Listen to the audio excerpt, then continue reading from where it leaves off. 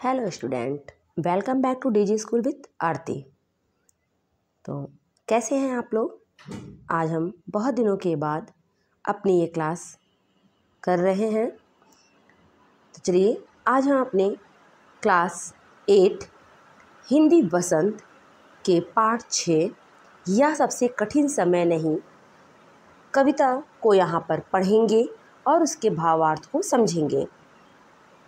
आप में से यदि कोई हमारी क्लास में आज पहली बार आया है तो चैनल को सब्सक्राइब कर ले और बेल आइकन को प्रेस कर ले ताकि आने वाले क्लास का नोटिफिकेशन आपको मिल सके। और क्लास अच्छी लगे तो वीडियो को लाइक कीजिए और शेयर कीजिए। तो चलिए स्टार्ट करते हैं आज की क्लास। नहीं, यह सबसे कठिन समय नहीं, अभी भी दबा है चिड़िया की चोंच में तिनका और वह उड़ने की तैयारी में है। अभी भी झड़ती हुई पत्ती थामने को बैठा है एक हाथ। अभी भी भीड़ है स्टेशन पर, अभी भी एक रेलगाड़ी जाती है गंतव्य तक। ये है हमारी कविता की पंक्ति। आइए पहले इसके भावार्थ को समझते हैं। कवि हमारी जो इसकी लेखिका हैं जया जादवानी जी, वो क्या कहना चाह रही हैं इस कविता के माध्यम से कि जीवन में जब हमें ये लगे कि यह जीवन का सबसे कठिन समय है तो हमें ऐसा समझना चाहिए कि नहीं, कोई भी परिस्थिति हो, कैसी भी परिस्थिति हो, हम उससे बाहर निकल सकते हैं। कोई भी समय रुक नहीं सकता या थम नहीं सकता है। हर कठिन समय के बाद एक अच्छा समय जरूर आता है। तो देखिए इन्होंने कहा है यह सबसे कठिन समय नहीं है। क्यों नहीं है? अभी भी दबा है चिड़िया की चोंच में तिनका और वह उड़ने की तैयारी में है। कि चिड़िया की चोंच में अभी भी एक तिनका है जिसे वो ले करके उड़ने की तैयारी में, मतलब कि वह अपने नए घर के निर्माण के लिए उड़ने को तैयार है। और जिस प्रकार आंधी तूफान आ जाने के बाद उसका आश्रय छिन्न भिन्न हो गया, टूट गया, लेकिन उसके बावजूद भी अपने मुंह में एक तिनका लेकर के फिर से पुनः निर्माण करने के लिए तैयार है, वैसे ही हमें भी अपने विभिन्न या विपरीत परिस्थितियों में हार नहीं मानना चाहिए और हमेशा उठ खड़े होने के लिए, तत्पर रहने के लिए, फिर से एक नए जीवन स्टार्ट करने के लिए तैयार रहना चाहिए। अभी भी झड़ती हुई पत्ती थामने को बैठा है एक हाथ। अभी भी भीड़ है स्टेशन पर, अभी भी एक रेलगाड़ी जाती है गंतव्य तक। इन्होंने इस पंक्ति में क्या कहा है कि जो पेड़ों से पतझड़ के बाद जो पत्तियां झड़ती है, हमें लगता है कि ये सबसे कठिन समय है, कि हमारे जीवन में सब तरह से निराशा ही निराशा है। वो इसी को उन्होंने एक पेड़ के पतझड़ के माध्यम से बताने का प्रयास किया है कि अभी भी झड़ती हुई पत्ती, मतलब जो पेड़ों से पत्तियां झड़ रही है, उसे हमें निराशा ना मान करके उसमें भी एक आशा की किरण देखनी चाहिए। और ये सब देखना चाहिए कि अभी भी झड़ती हुई पत्ती को थामने को बैठा है एक हाथ, मतलब एक हाथ अभी भी उस पत्ती को थामने को बैठा है। कहने का आशय यह है कि कुछ लोग उस पत्तियों से अपने नए घर के निर्माण करते हैं, या फिर कुछ लोग उस पत्तियों को इकट्ठा करके ठंड के टाइम में उससे अपनी ठंड को दूर करते हैं जला करके। तो अभी भी एक हाथ है ऐसा जो उस पत्तियों का यूज करेगा। तो वही कह रहा है कि थामने को बैठा है एक हाथ। यदि हमें ऐसा कभी लगे कि जीवन की सबसे विपरीत परिस्थिति है तो उस समय भी कुछ लोग ऐसे होते हैं जो हमारी सहायता करने के लिए आगे आते हैं। अभी भी भीड़ है स्टेशन पर, कहने का मतलब जब हमें ये लगता है कि पूरी दुनिया समाप्त होने वाली है या हो गई है, कोई रास्ता नहीं दिख रहा है, तो उस समय में रेलवे स्टेशन पर चले जाना चाहिए। इन्होंने एक उदाहरण देकर बताया है कि अभी भी भीड़ है स्टेशन पर। जब हम स्टेशन पे जाते हैं तो वहाँ देखते हैं कि वहाँ पर अभी भी भीड़ होती है और एक गाड़ी ऐसी होती है, मतलब जो कि वहाँ पे यात्रियों को उनको गंतव्य तक छोड़ आती है, मतलब उनके जहाँ जाना होता है उनके गंतव्य तक पहुँचाती है। जहाँ नेक्स्ट लाइन क्या है, जहाँ कोई कर रहा होगा प्रतीक्षा, अभी भी कहता है कोई किसी को जल्दी आ जाओ कि अब सूरज डूबने का वक्त हो गया है। अभी कहा जाता है उस कहानी का आखिरी हिस्सा। देखिए इसमें क्या लाइन क्या कह रही हैं कि जब हमें यह लगे कि जीवन में निराशा आ जाए कि हमारा कोई अपना नहीं है, उस समय हमारे माइंड में एक चीज़ आनी चाहिए। हमें ये लगता है कि अब इस जीवन का क्या अर्थ है, इसे समाप्त कर देना चाहिए वगैरह वगैरह। तो उस समय के लिए ये पंक्ति है कि जहाँ कोई कर रहा होगा प्रतीक्षा, जैसे कोई व्यक्ति काम करने के लिए घर से निकला होता है बाहर, या हम और आप ही हैं घर से बाहर निकले हैं, तो घर में कोई तो सदस्य है जो हमारी प्रतीक्षा करता है।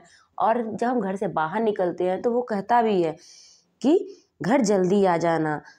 जैसे एक माँ है, जब बच्चे खेलने के लिए निकलते हैं बाहर जाते हैं तो माँ बच्चों से बोलती है ना, सूर्य डूबने से पहले घर आ जाना, तो जल्दी आ जाओ। देखिए जल्दी आ जाओ कि अब सूरज डूबने का वक्त हो गया, अभी कहा जाता है। तो मतलब कि जल्दी आ जाइए, सूरज डूबने का वक्त हो गया है। तो हमारा कोई ना कोई प्रतीक्षा जरूर कर रहा होता है। हमें बहुत ज़्यादा स्वार्थी नहीं बनना चाहिए।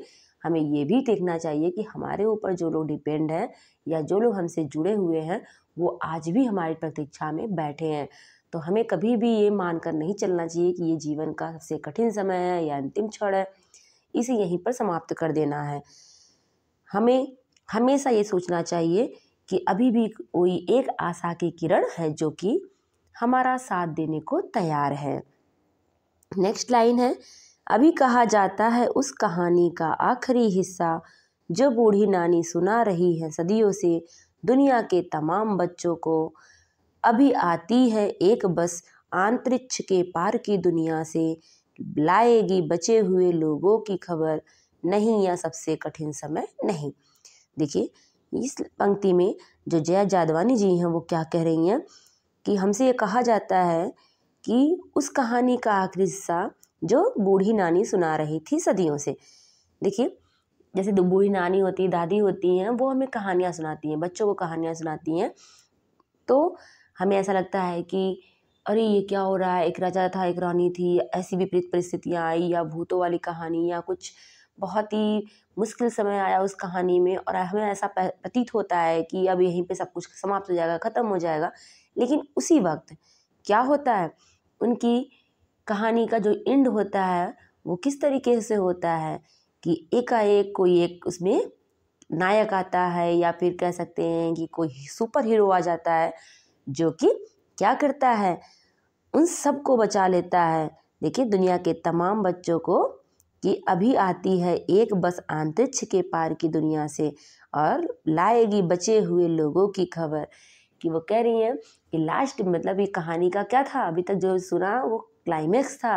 लास्ट में क्या होता है, एक सुपर हीरो आता है और वो सबको बचा लेता है और वापस से फिर दुनिया स्टार्ट हो जाती है। तो वही इन्होंने कहा है कि अंतरिक्ष के पार की दुनिया से लाएगी बचे हुए लोगों की खबर, और जो परी है वो आएगी और जादू का छड़ी घुमाएगी। उसके बाद क्या होगा, सब पहले के जैसा हो जाएगा, जीवन फिर से स्टार्ट हो जाएगा। तो यहाँ पर इस लाइन के माध्यम से ये बताने का प्रयास किया गया है कि जीवन कभी भी समाप्त नहीं होगा। हमें कुछ ना कुछ करके कोई ना कोई नई रोशनी दिखाई दे जाएगी और उसके बाद पुनः सब कुछ सही हो जाएगा।